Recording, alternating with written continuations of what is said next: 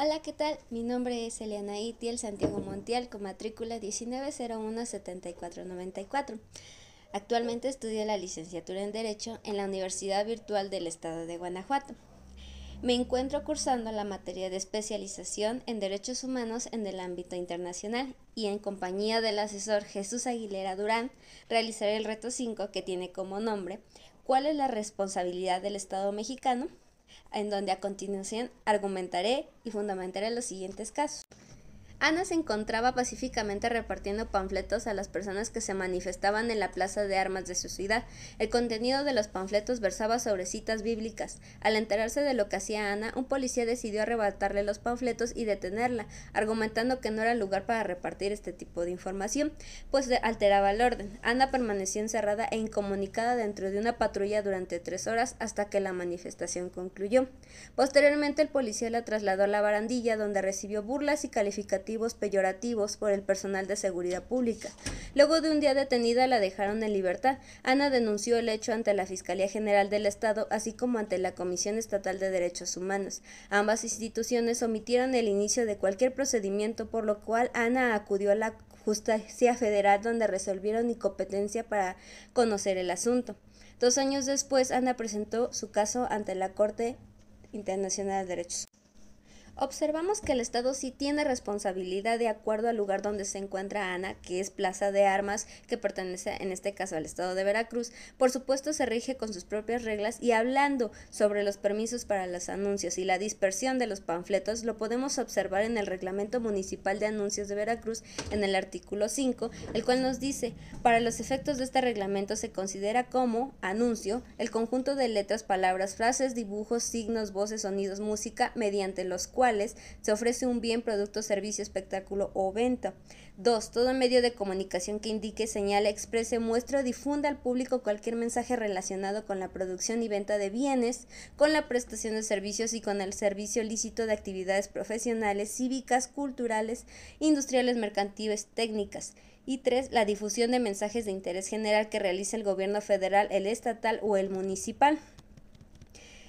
Como podemos observar, no se menciona sobre temas religiosos, y lo que Ana repartía en sus panfletos eran citas bíblicas, por lo que como un principio general de derecho nos dice: lo que no está prohibido está permitido.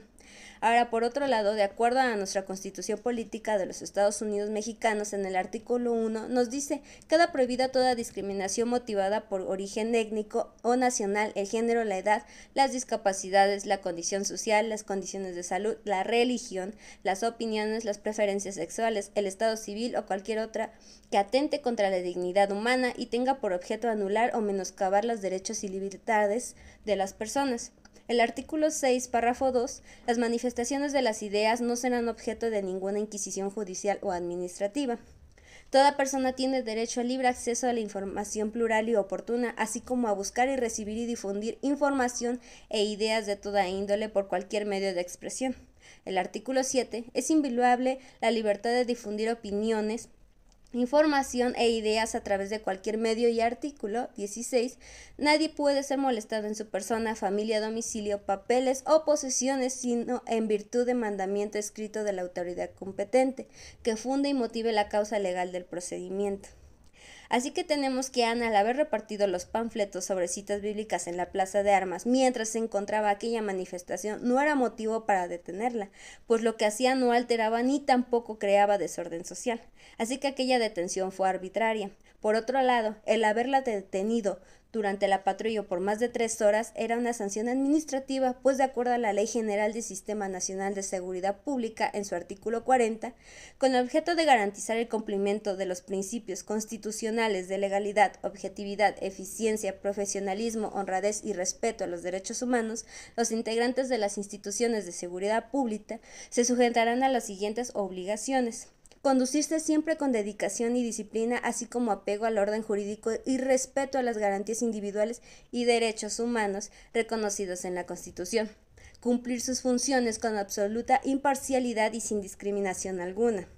Ahora bien, en el artículo 21 de nuestra Constitución Política se nos dice: compete a la autoridad administrativa la aplicación de sanciones por la infracción de los reglamentos gubernativos y de policía, las que únicamente consistirán en multa, arresto por 36 horas o en trabajo a favor de la comunidad, pero si el infractor no pagara la multa que se le hubiera impuesto, se permutará esto para el arresto correspondiente, que no excederá en ningún caso de 36 horas. Pero aquí observamos que en este caso Ana ni se le permitió una llamada para un familiar o un abogado, como tampoco se le dijo el porqué de su delito cometido. Y fue llevada directamente a Barandillas después de estar 3 horas en una unidad. En el artículo 77 también se nos menciona que se deben efectuar las detenciones en los casos del artículo 16 de la Constitución Política, registrar de inmediato la detención en términos de las disposiciones aplicables, así como remitir sin demora y por cualquier medio de información al Ministerio Público. Ahora tocado el tema de la violación administrativa que se tuvo con los cuerpos policiales, tenemos que en el artículo 112, los agentes policiales que realicen detenciones deberán de dar aviso administrativo de inmediato al Centro Nacional de Información de la Detención a través de informe policial homologado, cosa que observamos que no fue realizado conforme a derecho. Ahora bien, al llegar a Barandillas y haber realizado burlas y humillaciones es denigrar la integridad de una persona, y como lo estipulan en el artículo 1 de nuestra Constitución Política de los Estados Unidos Mexicanos, todas las personas deben de gozar de los derechos que el Estado mexicano sea parte, como garantizar su protección, cuyo ejercicio no podrá restringirse ni suspenderse, salvo en ocasiones y bajo condiciones que esta Constitución establece. Todas las autoridades en el ámbito de sus competencias, tienen la obligación de promover, respetar, proteger y garantizar los derechos humanos de conformidad con los principios de universalidad, interdependencia, indivisibilidad y progresividad. En consecuencia, el Estado deberá prevenir, investigar, sancionar y reparar las violaciones a los derechos humanos en los términos que establezca la ley.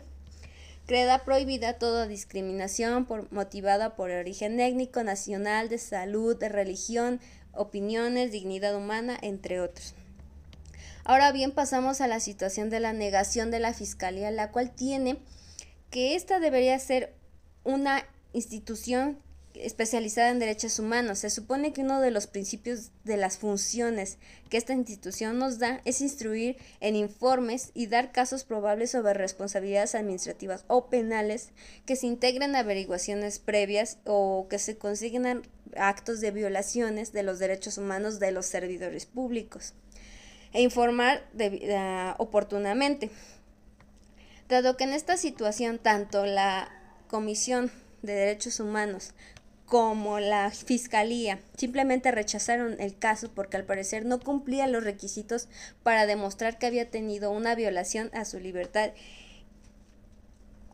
ante su religión, como atentar como su integridad. 2 años después decide acudir a la Corte Interamericana de Derechos Humanos y esta nos dice que como procedimiento de acuerdo a la Convención Americana sobre Derechos Humanos, la cual en su artículo 1 tiene como obligación principal, los Estados partes en esta convención se comprometen a respetar los derechos y libertades reconocidos en ella y a garantizar su libre y pleno ejercicio a toda persona que esté sujeta a su jurisdicción y sin discriminación alguna por motivos de raza, color, sexo, idioma, religión, opiniones políticas o de cualquier otra índole.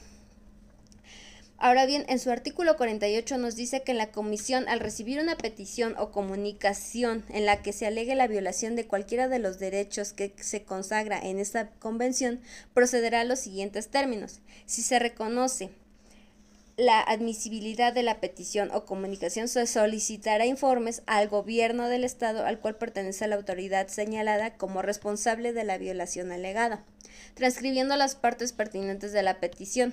Dichas informaciones deben ser enviadas dentro de un plazo razonable fijada por la comisión al considerar las circunstancias de cada caso. Sin embargo, en casos graves y urgentes puede realizarse una investigación previa sin consentimiento del Estado, en cuyo territorio se alegue haberse cometido la violación. Tan solo con la presentación de una petición o comunicación que reúna todos los requisitos formales de esta admisibilidad. Y de acuerdo al artículo 63 también de dicha convención, cuando decida que hubo violación de un derecho o libertad protegidos en esta convención, la Corte dispondrá que se garantice al lesionado en el goce de su derecho o libertad Dispondrá asimismo, si ello fuera procedente, que se reparen las consecuencias de la medida o situación que ha configurado la vulneración de esos derechos y el pago de una justa indemnización a la parte lesionada. Observando dicho procedimiento, podemos observar que en dicha convención también se ven violentados varios artículos, como lo son el artículo 5, derecho a la integridad personal, artículo 7, derecho a la libertad personal, artículo 12, libertad de conciencia y religión. Este derecho implica la libertad de conservar su religión o sus creencias, de cambiar de religión, así como la libertad de profesar o divulgar su religión individual o colectivamente, tanto en público como en privado. Artículo 13, la libertad de pensamiento y de expresión. El artículo 24, igualdad ante la ley. Y artículo 25, protección judicial. Toda persona tiene derecho a un recurso sencillo y rápido o cualquier otro recurso efectivo ante los jueces o tribunales competentes que la amparen contra actos que violen sus derechos fundamentales reconocidos por la Constitución, la ley o la presente convención, aun cuando tal violación sea cometida por personas que actúen en ejercicio de sus funciones judiciales. Ahora bien, el segundo caso nos dice así. Durante la pandemia por COVID-19, el gobernador de una entidad federativa publicó un decreto por medio del cual se declaraba obligatorio el confinamiento en el domicilio particular de los habitantes en un horario de 6 a 9 horas. Asimismo, se preveía una multa de 1.500 quien infringiera esta indisposición. De no contar con recursos para el pago de la multa, el decreto era previo a 36 horas de arresto. Andrés, un hombre de 34 años de edad en situación de calle, caminaba por la avenida principal de la ciudad a las 20 horas, cuando un militar lo vio, lo detuvo y lo presentó ante la Secretaría de Seguridad Pública, donde le fue exigido el pago de la multa. Andrés argumentó no tener casa, habitación, familia ni dinero para pagar la multa. Andrés argumentó no tener nada de esto. Como consecuencia fue privado de la libertad durante 36 horas y boletinado, fotografía incluida en redes sociales como el primer detenido, un sinvergüenza capaz de negar a su familia con tal de no pagar la multa. Derivado de lo anterior, fue localizado por una asociación civil a través de la cual se planteó el caso en jurisdicción militar y ordinaria hasta ponerse de conocimiento de la Corte Interamericana. Si bien puede existir responsabilidad del Estado, tenemos que la primer violación que tenemos en el artículo 1 de nuestra Constitución mexicana. Queda prohibida toda discriminación motivada por origen étnico, nacional, el género, edad, discapacidades, condición de salud, religiones, opiniones, preferencias sexuales, estado civil o cualquier otra que atente contra la dignidad humana y tenga por objeto anular o menoscabar los derechos y libertades de las personas. Recalquemos que este artículo y la frase de condición social. Primero, hay que tener en cuenta que Andrés es una persona de condiciones de pobreza. Quienes viven y sobreviven en la calle deben ser reconocidos como sujetos de derecho. Esto en el entendido de que como personas tienen intereses, experiencias, conocimientos y problemas. Como decía Nelson Mandela, una nación no debe de juzgarse por cómo trata a sus ciudadanos con mejor posición, sino cómo trata a los que tienen poco o nada. A esto nos basamos en el artículo 1 de la Convención Americana sobre Derechos Humanos, la cual nos recalca que los estados partes de esta convención se comprometen a respetar los derechos y libertades sin discriminación alguna, por motivos de raza, idioma, religión, origen nacional, social, posición económica o cualquier otra condición social. Ahora, por otro lado, tenemos que no debemos olvidar que la Constitución establece la obligación fundamental de las autoridades de promover, garantizar, respetar y proteger los derechos humanos bajo los principios de universalidad, independencia, indivisibilidad y progresividad. Recordemos también lo que se nos dice en el artículo 24 de la Convención Americana. Todas las personas son iguales ante la ley. En consecuencia, tienen derecho, sin discriminación, a igual protección de la ley.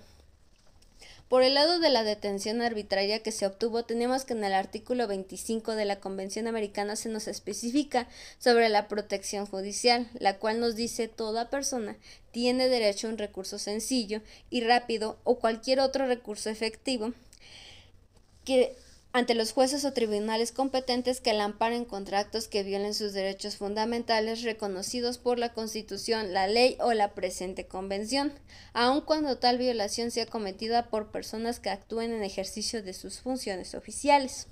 Por otro lado, el haber realizado dicho acto discriminatorio y denigrante, puesto que como gobernador, al saber la situación de Andrés, utilizó esta situación para poder avergonzarlo, por lo que de acuerdo al artículo 11 de la Convención Americana de los Derechos Humanos, toda persona tiene el derecho al respeto de su honra y al reconocimiento de su dignidad. Ahora bien, por el otro lado, nos enfocamos en lo que realizaron el boletinaje, sobre la forma en la que expusieron a Andrés.